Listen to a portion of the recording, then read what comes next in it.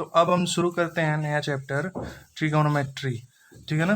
Trigonometry का मतलब देखा जाए तो इसको हम तोड़ के अगर देखते हैं इसका मीनिंग क्या होता है। जैसे ट्राई, इसका मतलब होता है 3। ठीक है। गोनो का मतलब क्या होता है, साइड्स।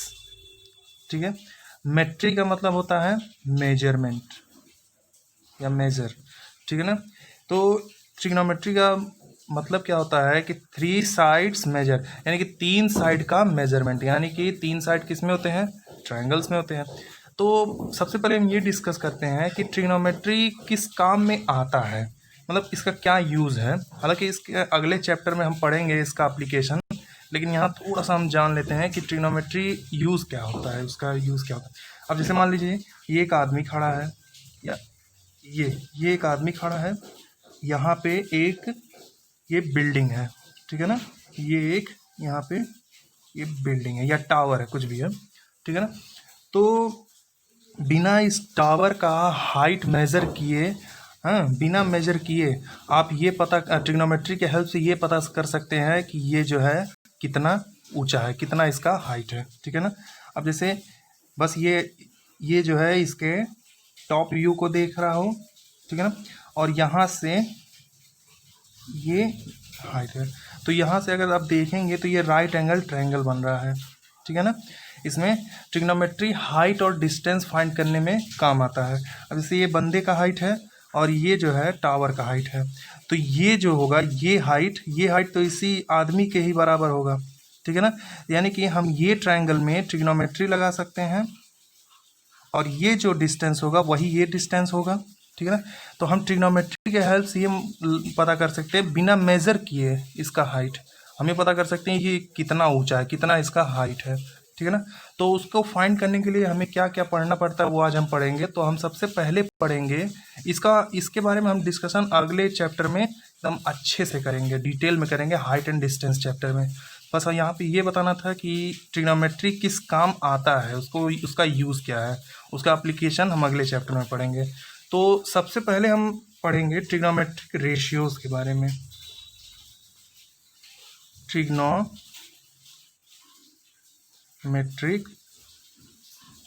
रेशियोज के बारे में। तो ट्रिग्नोमेट्रिक रेशियोज 6 तरह के होते हैं, 6 तरह के होते हैं। एक होता है साइन थीटा। अब इस फिगर से आपको पता चल रहा होगा कि हम कौन सा ट्रायंगल ट्रिग्नोमेट्री के लिए इस्तेमाल करेंगे। ठीक है ना। तो एक होता है साइन थीटा, हालांकि इसको हम सिर्फ साइन बोले तो ठीक है, थीटा बाद में लगा देंगे, साइन। एक होता है कोसाइन, एक होता है टेंजेंट, और एक होता है कोटेंजेंट, एक होता है सेकेंड और कोसेकेंड। तो इसको हम शॉर्ट फॉर्म में बोले तो साइन ही बोलते हैं, इसको कॉस बोलते हैं, इसको टैन बोलते हैं, टैन, इसे कॉट बोलते हैं, और इसे सेक बोलते हैं, और इसे कोसेक बोलते हैं। ठीक है ना। अब जैसे मान लीजिए ये एक राइट एंगल ट्रायंगल है। ठीक है। राइट एंगल ट्रायंगल में एक एंगल तो आपका फिक्स होता है 90 डिग्री। ठीक है। अब हम क्या करेंगे, जो ये 90 डिग्री है, अब हम इन दोनों एंगल का इसमें मेजर करते हैं। एक एंगल इसमें फ़ायदा होता है, एक एंगल फिक्स होता है राइट एंगल ट्रायंगल में, बाकी दो हम जो निकालेंगे वो अनफिक्स्ड होता है, उसे हमको या मेजर या कुछ करना पड़ेगा इसमें इसका हमें निकालना पड़ेगा लेंथ वगैरह, यही ट्रिग्नोमेट्री काम आएगा। तो अब हम देखते हैं कि ये नॉट फिक्स्ड एंगल पे ही सारा ट्रिग्नोमेट्री है। तो देखते हैं अगर साइन जो होता है, ये ट्रिग्नोमेट्रिक रेशियोज होते क्या है इसके बारे में हम पढ़ते हैं। अब जैसे मान लीजिए आपका ये हाइपोटेनस फिक्स है, ये हाइपोटेनस फिक्स है, तो अब बात आई कि हम परपेंडिकुलर किसे मानेंगे और बेस किसे मानेंगे। तो वो आपका डिपेंड करता है आप थीटा किसे मान रहे हैं या किस एंगल के रिस्पेक्ट में मेजर कर रहे हैं। सपोज करिए हम इसे थीटा मानते हैं, ठीक है, इसे थीटा मानते हैं, ये हम ले लेते हैं ए बी और सी। ठीक है ना। थीटा हम इसे मान लेते हैं, हम इसके रिस्पेक्ट में सारा साइड एंगल, ये मतलब सारा साइड जो है मेजर करेंगे इसके रिस्पेक्ट में, इसे हम थीटा मान लेते हैं। तो जिस जिस एंगल के रिस्पेक्ट में हम लोग मेजर कर रहे हैं उसके सामने वाले साइड को हम परपेंडिकुलर बोलते हैं। ठीक है, अब जैसे मान लीजिए हम इसे अगर थीटा मानेंगे तो परपेंडिकुलर ये हो जाएगा, बात समझ आए। तो यहाँ पे हो गया साइन थीटा बराबर कॉस थीटा बराबर टेन थीटा बराबर, और ये कॉट थीटा, ये सेक थीटा, और ये कोसेक थीटा। मैं वो भी बताऊंगा जब इसे थीटा मान के, एक अलग से डायग्राम इसे थीटा मान के भी बताऊंगा कि उसमें क्या क्या होगा। तो साइन थीटा क्या होता है? साइन थीटा होता है परपेंडिकुलर, यहाँ पे हम साफ साफ लिख देते हैं इसको, तो हर जगह कम है, कंजेस्टेड हो जाएगा। Sine theta is equal to होता है आपका परपेंडिकुलर अपॉन हाइपोटेनस। ठीक है, परपेंडिकुलर अपॉन हाइपोटेनस होता है। परपेंडिकुलर इसमें क्या है? A B. ठीक है, हम इस ट्रायंगल की बात कर रहे हैं, नहीं कि हर जगह लग जाएगा ए बी अपॉन ए सी, हर जगह नहीं आएगा, सिर्फ इस ट्रायंगल की हम बात कर रहे हैं। हो सकता है उसमें ये पी क्यू आर दे दे या थीटा यहाँ कर दे, हम सिर्फ इस ट्रायंगल की बात कर रहे हैं। ठीक है ना, तो इस ट्रायंगल के हिसाब से परपेंडिकुलर ये हो जाएगा और बेस ये हो जाएगा, क्योंकि हम थीटा यहाँ माने हैं। ठीक है ना, अब एक ट्रायंगल हम और इसके बारे में भी डिस्कस करेंगे जब थीटा हम यहाँ माने, ये हाइपोटेनस आपका फिक्स होता है। ठीक है, तो हम ये भी डिस्कस करेंगे, इसे ए, इसे बी, इसे सी मानेंगे। सबसे पहले हम इस ट्रायंगल का डिस्कस करते हैं। ठीक है ना, साइन थीटा होता है परपेंडिकुलर अपॉन हाइपोटेनस, जो हो गया A B upon A C. Cos theta होता है बेस अपॉन हाइपोटेनस, अब ये आपका हो गया क्या? B C, B C base है और ए सी हाइपोटेनस है, B C upon A C. बात समझ में आया? टेन थीटा होता है परपेंडिकुलर अपॉन बेस। ठीक है ना, तो परपेंडिकुलर आपका इसमें क्या दिया है? ए बी, और बेस क्या दिया हुआ है? बी सी, ए बी और ये बी सी। अब आगे क्या पढ़ेंगे? चौथा क्या है? चौथा है cot, cot theta. Cot theta जो होता है वो टेन थीटा का अपोजिट होता है। ठीक है ना, तो ये परपेंडिकुलर अपॉन बेस है, तो ये बेस अपॉन परपेंडिकुलर हो जाएगा। तो क्या हो जाएगा? ये B C upon A B. बात समझ में है? अब क्या पढ़ेंगे इसके आगे? Sec theta. सेक थीटा जो होता है वो कॉस थीटा का मतलब रेसिप्रोकल होता है। ठीक है ना, तो ये बेस अपॉन हाइपोटेनस है, तो वो क्या हो जाएगा? Hypotenuse upon base. तो ये क्या हो गया? ए सी अपॉन बी सी। ठीक है ना, अब कोसेक थीटा। कोसेक थीटा क्या होता है? कोसेक थीटा आपका होता है साइन का अपोजिट, मतलब इसका रेसिप्रोकल।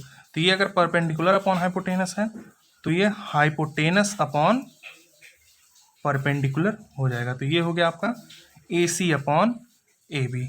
ठीक है, अब हम ये ट्रायंगल कंसीडर करके अलग अलग वैल्यूज निकालते हैं। ठीक है ना, अब यहाँ पे हम ये थीटा ले लेते हैं, इसका जो है आप खुद जो है खुद निकालिए और देखिए कि क्या अलग अलग आ रहा है। वैसे अलग अलग ही आएगा। ये थीटा हम लिए, थीटा जिस एंगल के रिस्पेक्ट में हम ये निकालते हैं इसका मेजरमेंट वगैरह, उसे उसके सामने वाले एंगल, उसके सामने वाले साइड को हम परपेंडिकुलर मानते हैं।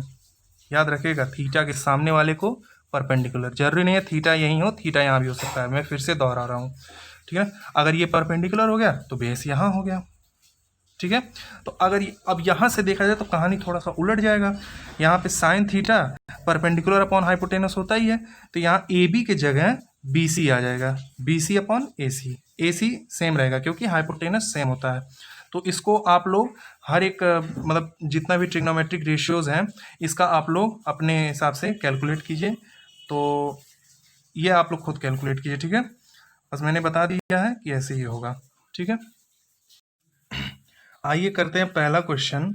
इसमें लिखा if tan a is equal to 4/3 find all T ratios. T ratios मतलब ट्रिग्नोमेट्रिक रेशियोज।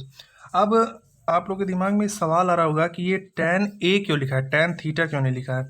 तो यहाँ कुछ भी हो सकता है, tan a हो सकता है, tan x हो सकता है, tan b हो सकता है, tan थीटा हो सकता है, कुछ भी हो सकता है, वो देने वाले के ऊपर डिपेंड करता है। तो हम मानेंगे जहाँ हम लोग थीटा लिखे हैं वहाँ ए लिख देंगे, बस इसमें ज़्यादा कोई फर्क नहीं पड़ता है। अब हम बनाएंगे एक राइट एंगल ट्रायंगल, ठीक है, एक राइट एंगल ट्रायंगल बनाएंगे। तो यहाँ पे tan ए दिया हुआ है, तो अब बात आई कि हम ये तो 90 डिग्री हो गया, अब हम ए ले कहाँ है, यहाँ लें या यहाँ लें, तो वो आपकी मर्जी, चाहे जहाँ ले लें। चलिए हम यहाँ लेते हैं, ठीक है ना, आप चाहे तो यहाँ ले सकते हैं या यहाँ ले सकते हैं, वहाँ पे डिपेंड करता है। तो ये हम ले लेते हैं ए बी सी, ठीक है ना, हम ये ए ले लिए, बस डिपेंड ये करता है जहाँ आप ले रहे हैं उसके सामने वाले को परपेंडिकुलर मानेंगे, ठीक है ना। तो ये हो गया आपका परपेंडिकुलर और ये हो गया बेस। तो अगर tan A is equal to 4/3 है तो ये क्या हो जाएगा, परपेंडिकुलर अपॉन बेस। तो परपेंडिकुलर अपॉन बेस का जो रेशियो है वो 4/3 है कि नहीं, 4/3 है, ठीक है, परपेंडिकुलर अपॉन बेस का रेशियो 4/3 है। तो हम परपेंडिकुलर को मान लेते हैं, परपेंडिकुलर को मान लेते हैं 4x और बेस को क्या मान लेते हैं 3x।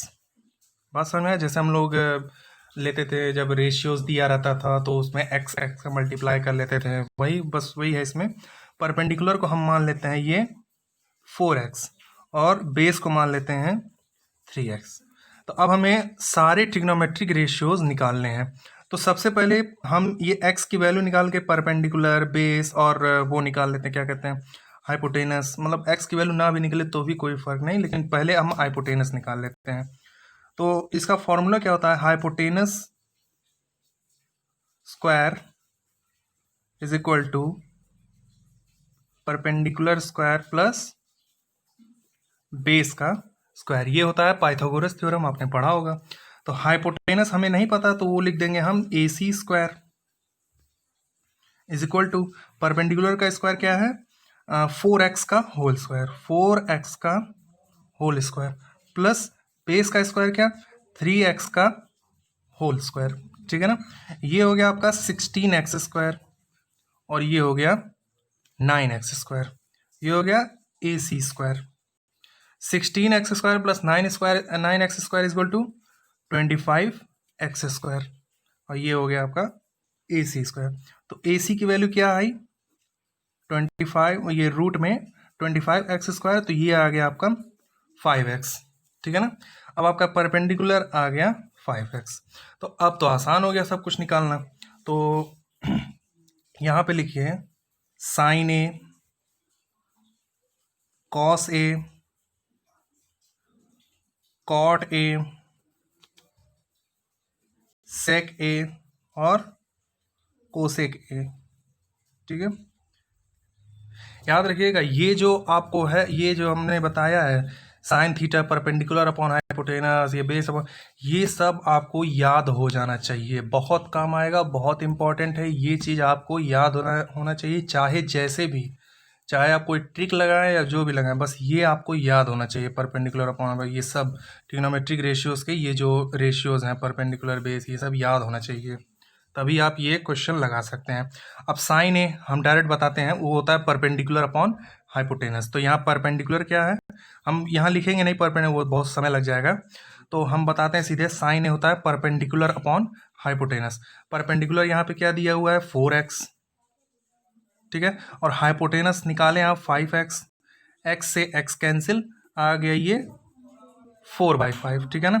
कॉस ए होता है आपका बेस अपॉन हाइपोटेनस, तो बेस आपका दिया हुआ है 3x और परपेंडिकुलर आपका दिया हुआ है 5x, x से x कैंसिल आउट, ये हो गया 3/5।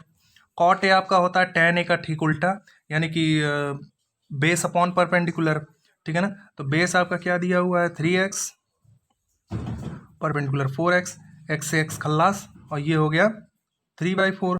सेक ए आपका होता है सेक ए होता है आपका हाइपोटेनस अपॉन बेस, तो हाइपोटेनस आपका क्या दिया 5x और बेस क्या दिया हुआ है 3x, ये कैंसिल आउट हो गया, ये 5/3 हो गया। कोसेक ए होता है आपका हाइपोटेनस अपॉन परपेंडिकुलर, तो हाइपोटेनस आपका दिया 5x, परपेंडिकुलर 4x, x से x कैंसिल और ये हो गया 5/4। तो ये आपका ट्रिग्नोमेट्रिक रेशियोज का आंसर हो गया, ठीक है, कोई दिक्कत इसमें। थोड़ा सा इसमें प्रैक्टिस करना पड़ेगा। बहुत ईजी है ये, बस आपको ये याद होना चाहिए। अगर ये याद हो गया तो कुछ नहीं है वो। और पाइथागोरस थ्योरम, ये दो चीज़ आपको याद होना चाहिए। और 2-4 क्वेश्चन प्रैक्टिस अगर करेंगे तो ये आसान है, बहुत आसान क्वेश्चन है। ठीक है, अब हम आगे बढ़ते हैं। आप एक क्वेश्चन करिए, इसको आप घर पे प्रैक्टिस करिएगा, हो सके तो कमेंट बॉक्स में रिप्लाई कर दीजिएगा। तो क्वेश्चन है साइन ए बराबर अगर होता है 5/13, 5/13 अगर साइन ए होता है या साइन थीटा जो भी लें, तो सारे टी रेशियोज यानी कि ट्रिग्नोमेट्रिक रेशियोज की वैल्यूज आप निकालिए। ठीक है, साइन ए बराबर 5/13। ठीक है, निकालिए इसको और रिप्लाई कीजिए कमेंट बॉक्स में। आइए अगला क्वेश्चन देखते हैं। If cot theta is equal to 7/8, ठीक है ना, कैलकुलेट 1 प्लस साइन थीटा एक ब्रैकेट में, 1 माइनस साइन थीटा एक ब्रैकेट में, अपॉन 1 प्लस कॉस थीटा एक ब्रैकेट, 1 माइनस कॉस थीटा एक ब्रैकेट। तो अब हम इसे कैलकुलेट करने से पहले हमें थोड़ा सा ध्यान देना पड़ेगा कि अगर कॉट थीटा अगर आपका दिया हुआ है 7/8, ठीक है ना, तो हमें क्या सारे ट्रिग्नोमेट्री रेशियोज निकालने की ज़रूरत है या कुछ ही? तो हम अगर आप थोड़ा सा ध्यान दें तो ये क्वेश्चन में क्या दिया हुआ है, क्वेश्चन में जो जो ट्रिग्नोमेट्रिक रेशियोज दिए हुए हैं, जो जो पूछा है, सिर्फ उसे ही निकालने की ज़रूरत है। ठीक है ना, यहाँ पे दिया साइन थीटा, ये भी साइन थीटा, ये कॉस थीटा, ये भी कॉस थीटा। ठीक है, ठीक है, कॉट तो हम देखेंगे यहाँ साइन और साइन है, ठीक है, और यहाँ कॉस और कॉस है, यानी कि सिर्फ हमें दो ही ट्रिग्नोमेट्री रेशियोज निकालने की ज़रूरत है, जो कि क्या है, साइन थीटा और कॉस थीटा। अगर हम ये दो ट्रिग्नोमेट्रिक रेशियोज निकाल लें तो मेरा काम बन जाएगा, हमारा काम बन जाएगा। तो कॉट थीटा होता है आपका बेस अपॉन परपेंडिकुलर। ठीक है ना, तो हाइपोटेनस स्क्वायर क्या होता है, hypotenuse square is equal to perpendicular square plus base square. इसके लिए आपको फिगर बनाने की जरूरत नहीं है, बस आपको पाइथागोरस आना चाहिए। तो हाइपोटेनस स्क्वायर हमें नहीं पता, तो ये ऐसे ही लिख देते हैं। परपेंडिकुलर स्क्वायर क्या है, 7 स्क्वायर, नहीं 8 स्क्वायर, परपेंडिकुलर जो है 8 है, प्लस बेस जो है वो क्या है, 7 स्क्वायर है। ठीक है ना, ये हो गया 64, ये हो गया 49। ठीक है, अब इसे कैलकुलेट करेंगे तो ये आएगा 113। ठीक है, तो हाइपोटेनस आपका आ गया √113, ये आ गया। और इसका कोई ये परफेक्ट स्क्वायर नहीं होता है तो हम इसे रूट में ही रहने देते हैं। तब यहाँ पे देखेंगे साइन थीटा क्या होता है। साइन थीटा आपका होता है क्या, परपेंडिकुलर अपॉन हाइपोटेनस। तो परपेंडिकुलर आपका क्या दिया है यहाँ पे 8, हाइपोटेनस क्या दिया हुआ है √113। कॉस थीटा क्या होगा, बेस अपॉन हाइपोटेनस, यानी कि 7/113। अब हम इसे क्वेश्चन में पुट करते हैं तो क्या होगा, 1 प्लस साइन थीटा और ये 1 minus sine theta upon 1 plus cos theta और ये 1 माइनस कॉस थीटा। इसे अगर हम पुट करेंगे तो 1 साइन थीटा की जगह 8/113। ठीक है ना, ये ब्रैकेट बंद, ये हो गया 1 माइनस, ये भी हो गया 8/113। ठीक है ना, अपॉन 1 प्लस 7 और ये हो गया 1 माइनस 7/√113। ठीक है ना, अब हम अगर ध्यान से देखें तो ये a प्लस बी एक ब्रैकेट में, a माइनस बी एक ब्रैकेट में, आपने पढ़ा होगा, आपको याद भी होगा कि a प्लस बी एक ब्रैकेट में, a माइनस बी एक ब्रैकेट में क्या होता है, a square minus B square. ठीक है ना, यहाँ भी देखेंगे a प्लस बी एक ब्रैकेट में, a माइनस बी एक ब्रैकेट में। ध्यान से देखिए तो ये क्या हो जाएगा, ऊपर वाला क्या हो जाएगा, 1 स्क्वायर माइनस 8 अपॉन इसका ये स्क्वायर। ठीक है ना, और नीचे वाला क्या हो जाएगा, 1 स्क्वायर माइनस 7/√113 का स्क्वायर। ठीक है, 1 स्क्वायर तो 1 ही हो जाएगा। ठीक है ना, इसका क्या होगा, ये 8 का स्क्वायर हो जाएगा 64, और √113 का अगर स्क्वायर करेंगे तो अंडर रूट हट जाएगा, तो बचेगा सिर्फ 113। ये हो गया 64/113, और ये हो गया 1 माइनस, और ये 49/113 113। ठीक है, अब हम इसको एलसीएम लेके अगर सॉल्व करेंगे तो ये 1113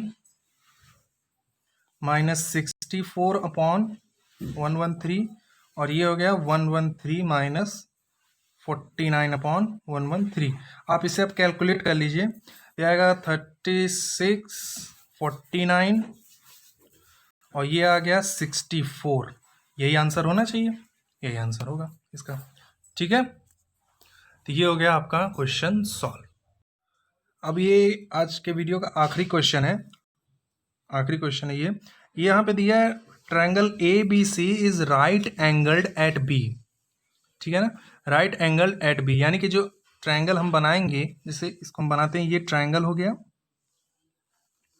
ठीक है, तो यहाँ पे दिया है ट्रायंगल ए बी सी, ये बहुत इंपॉर्टेंट लाइन है, ध्यान से समझिएगा। Triangle A B C is right angled at B, यानी कि ये जो 90 डिग्री है, ये जो बन रहा है वो बी कहलाएगा। बात समझ में आई, यानी कि राइट एंगल्ड एट बी, यानी कि 90 डिग्री जो बन रहा है वो बी पे है। ठीक है ना, अब इसमें से किसी को भी आप ए सी रख दीजिए, चलिए हम ये ए और सी रख देते हैं। ठीक है ना, अब इसमें दिया tan a is equal to 1/√3।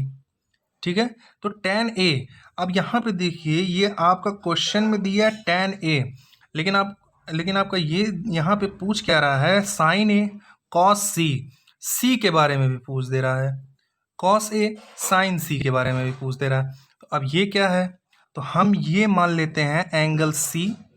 ठीक है ना, c के पास है, इसे हम c मान लेते हैं, और ये a है तो हम इसे a मान लेते हैं, एंगल a। ठीक है ना, tan a बराबर आपका दिया 1/√3। ठीक है ना, तो इसे हम 1 ही ले लेते हैं, 1x या ये x मानने के लिए छोड़ देते हैं, 1 ही ले लेते हैं। ठीक है ना, 1 यूनिट ले लेते हैं। ठीक है ना, 1 यूनिट, तो tan a बराबर होता है tan a दिया 1/√3, तो ये होता है परपेंडिकुलर अपॉन बेस। ठीक है ना, अब यहाँ पे a है, परपेंडिकुलर कहाँ होगा, यहाँ होगा इस बार, तो ये हो जाएगा 1। ठीक है, अब बेस कितना दिया हुआ है, √3। ठीक है ना, तो ये अगर a है तो ये 1 है। ठीक है ना, तो यहाँ हो जाएगा √3। बात समझ में आया, कोई दिक्कत इसमें। ठीक है, तो अब हम हाइपोटेनस निकाल लेते हैं, तो hypotenuse square is equal to base square plus perpendicular square. बात समझ में आया, तो हाइपोटेनस क्या होगा, हाइपोटेनस हो गया आपका, बेस क्या है, बेस आपका ये है इस बार √3 का स्क्वायर, परपेंडिकुलर ये हो गया 3 + 1, ये आ गया 4। तो h स्क्वायर बराबर अगर 4 है तो h बराबर 2 हो जाएगा कि नहीं, क्योंकि 2 का स्क्वायर 4 होता है, इसलिए ये आपका परपेंडिकुलर आ गया 2। ठीक है ना, अब अगर ध्यान से देखेंगे हमें निकालना क्या क्या है, किसकी किसकी वैल्यू निकालनी है। क्वेश्चन में क्या दिया हुआ, साइन ए की वैल्यू होती है परपेंडिकुलर अपॉन हाइपोटेनस। तो साइन ए, एंगल ए यहाँ है, परपेंडिकुलर क्या है, ये होगा। ठीक है ना, तो ये हम परपेंडिकुलर लेंगे, तो परपेंडिकुलर अपॉन हाइपोटेनस हो जाएगा 1/2। बात समझ में आया। अब कॉस सी में थोड़ा सा ध्यान रखिएगा, कॉस सी में थोड़ा सा ध्यान रखने वाला चीज है कि एंगल सी यहाँ है तो परपेंडिकुलर यहाँ हो जाएगा, तो बेस हो गया ये, सी का बेस ये है, तो बेस अपॉन हाइपोटेनस, यानी कि इसका भी वैल्यू हो गया 1/2। नहीं समझ में आया, फिर से समझिए, एंगल सी ये है, ठीक है ना, परपेंडिकुलर उसका ये होगा, तो बेस क्या हो जाएगा, ये हो जाएगा। तो बेस अपॉन कॉस होता ही है बेस अपॉन हाइपोटेनस, तो बेस ये हो गया 1 अपॉन हाइपोटेनस यानी कि 2। ठीक है ना, अब कॉस ए निकालते हैं, तो ए यहाँ पे दिया हुआ है इस बार, तो ए ये है। ठीक है ना, तो बेस ये होता है, कॉस की वैल्यू क्या होती है, बेस अपॉन हाइपोटेनस, तो ए के लिए बेस कौन सा है, ये है √3, तो क्या हो जाएगा ये √3 upon 2 hypotenuse, base upon hypotenuse. अब साइन सी क्या हो गया, इसको बहुत ही ध्यान से करना है, बहुत ही ध्यान से करना है। साइन सी अब क्या हो गया, ये सी इस बार यहाँ है, तो साइन सी यानी कि परपेंडिकुलर अपॉन हाइपोटेनस, तो सी के लिए परपेंडिकुलर क्या हो गया इस बार, √3। ठीक है ना, तो √3 और हाइपोटेनस क्या हो गया 2, तो √3/2। बस वैल्यूज मिल गई, क्वेश्चन में पुट करके आंसर ला दीजिए। तो sign A cos C plus cos A sign सी। इसको हम पुट करेंगे, साइन ए की वैल्यू क्या निकाली हमने, 1/2, कॉस सी ये भी 1/2 प्लस ये √3/2 इंटू ये √3/2, ठीक है ना। 1/2 इंटू 1/2 हो गया 1/4, ठीक है ना। √3 इंटू √3 होता है 3, 2 इंटू 2 4, ठीक है ना। तो अगर इसका एलसीएम लें तो ये 1 + 3, 1 + 3 क्या हो गया 4/4, यानी कि इसका आंसर आ गया 1। ये हो गया सॉरी, ये हो गया आपका 4/4 = 1, यानी कि आंसर आ गया 1, ठीक है ना।